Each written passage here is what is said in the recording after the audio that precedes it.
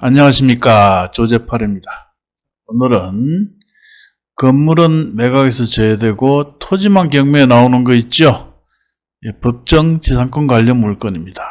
토지를 낙찰받아서 그 처리하는 과정과 매각까지 한번 말씀을 드리겠습니다.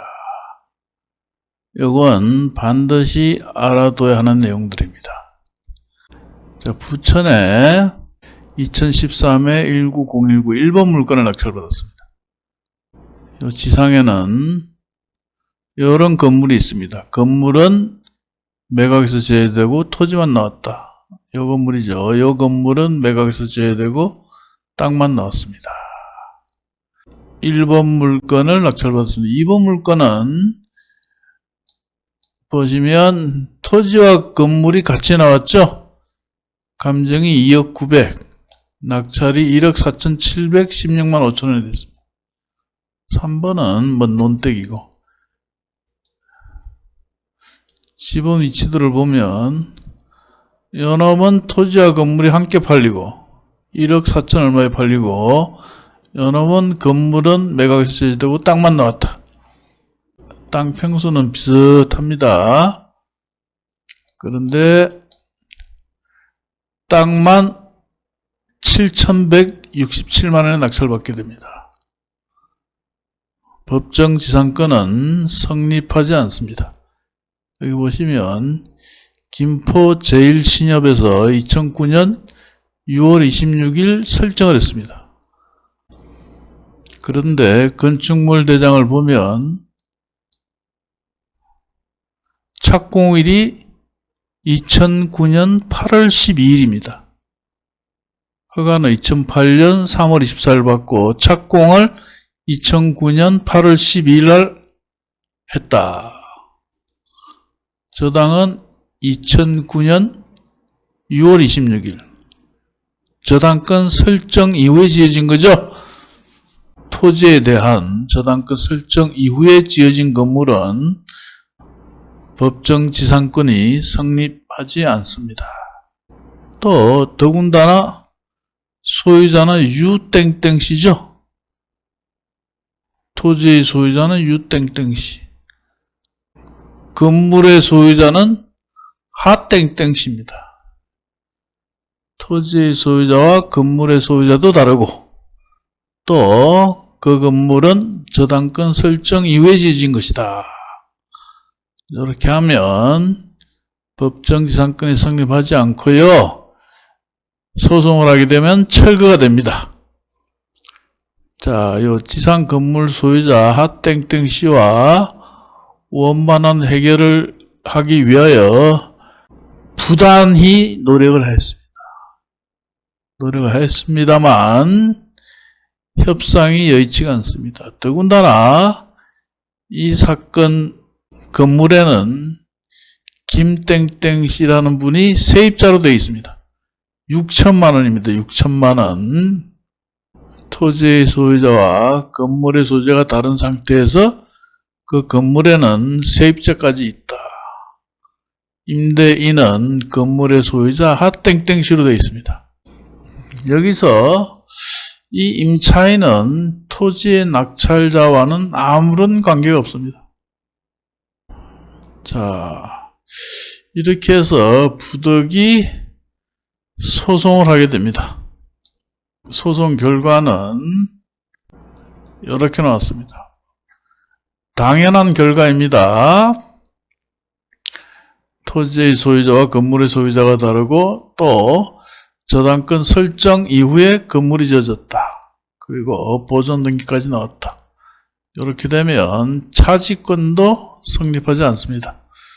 자, 이렇게 판결이 나옵니다. 피고는 원고들에게, 원고가 두 분이었습니다. 입찰을 할 때 공동 입찰을 했습니다. 두 분이서 같이 입찰을 해서 원고는 두 분이 된다. 그래서 원고들에게 별지 목록 기재 건물 중 별지 또는 표시 1, 2, 3, 4, 1 각 점을 순차로 연결한 선내 가 부분을 철거하고 같은 목록 기재를 인도하고, 2014년 9월 11일 요거는 잔금을 납부한 날입니다. 낙찰자가 잔금을 납부한 날로부터 위 토지 인도 완료일까지 월 52만 8,675원의 비율로 계산한 돈을 지급하라. 소송 비용은 피고가 부담한다. 제1항은 가집행할 수 있다. 요 1항에 대해서는 가집행할 수가 있다. 이렇게 판결이 나왔습니다. 자, 이제 건물 철거 판결을 받았습니다. 그런데 철거를 하다 보니 이 임차인이 자꾸 걸립니다. 그렇죠? 임차인을 내보내야 되겠죠? 이 임차인은 이 건물에 대해서는 대항력이 있습니다. 그러나 우리는 토지만 낙찰받았기 때문에 이 임차인의 대항력 여부와는 상관없이 내보낼 수가 있다. 철거를 하기 위해서 퇴거하라. 이렇게 소송을 하게 됩니다. 물론 소송하기 전에 임차인에게 이 토지에 대해서 매수 의사가 있는지를 물어봤죠.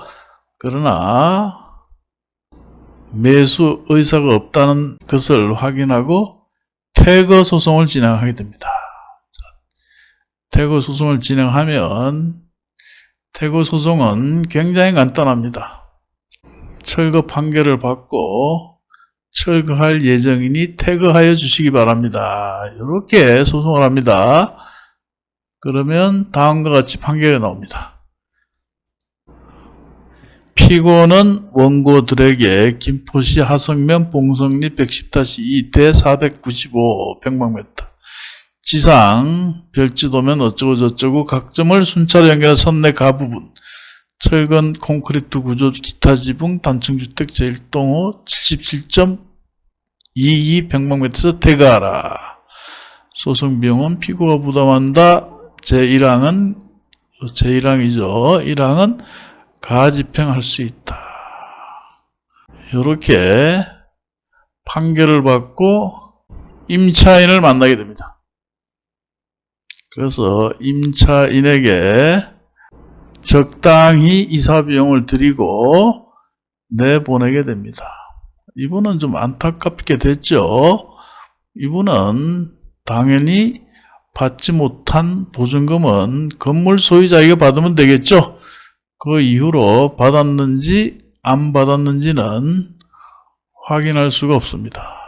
자, 이렇게 철거 판결을 받고 그리고 퇴거 소송을 진행해서 퇴거 판결도 받고 이제 건물을 어떻게 처리하느냐. 조금 전 철거 소송했을 때 판결문을 보면 부당이득금이 있었죠.